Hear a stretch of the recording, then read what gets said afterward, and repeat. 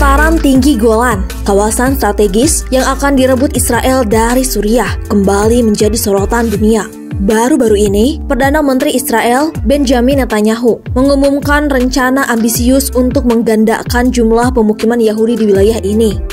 Rencana itu sontak menuai kecaman internasional, termasuk dari Turki hingga Rusia. Dataran tinggi Golan, wilayah yang sebelumnya menjadi bagian dari Provinsi Quneitra, Suriah, direbut oleh Israel dalam perang 6 hari pada tahun 1967 dan dianeksasi secara sepihak pada 1981. Hingga kini, langkah tersebut hanya diakui oleh Amerika Serikat di bawah pemerintahan Donald Trump pada 2019. Namun, pendudukan tersebut tetap dianggap ilegal oleh masyarakat internasional, termasuk Perserikatan Bangsa-Bangsa. Pada Ahad, 15 Desember 2024, Perdana Menteri Israel Benjamin Netanyahu mengumumkan rencana untuk menggandakan populasi Yahudi di wilayah tersebut. Netanyahu menyebut langkah itu sebagai bagian dari upaya untuk memperkuat keamanan Israel di tengah ancaman potensial yang muncul dari Suriah pasca jatuhnya pemerintahan Bashar al-Assad. Namun, keputusan Israel memicu reaksi keras dari sejumlah negara. Kementerian Luar Negeri Turki menuduh Israel melanggar hukum internasional dan memperingatkan bahwa langkah tersebut dapat semakin memperburuk ketegangan di kawasan.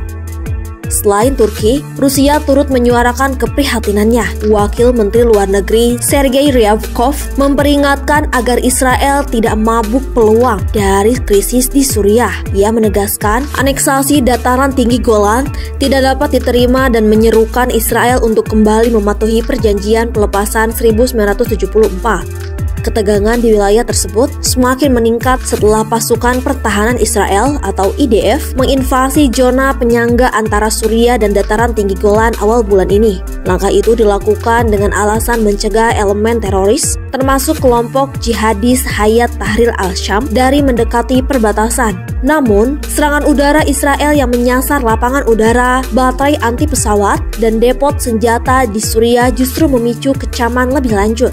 Netanyahu menegaskan pasukan Israel akan tetap berada di wilayah tersebut hingga tercapai kesepakatan yang menjamin keamanan Israel. Menteri Pertahanan Israel, Israel Katz, juga menyoroti pentingnya wilayah strategis seperti Gunung Hermon untuk memantau aktivitas kelompok bersenjata seperti Hizbullah di Lebanon. Setelah runtuhnya pemerintahan Bashar al-Assad dan meningkatnya kekuasaan kelompok Hayat Tahrir al-Syam, IDF bergerak cepat menguasai zona penyangga di perbatasan Suriah-Israel. Netanyahu mengatakan pasukannya akan tetap berada di wilayah itu hingga ada kesepakatan yang menjamin keamanan Israel. Dataran tinggi Golan tetap menjadi isu panas di panggung internasional.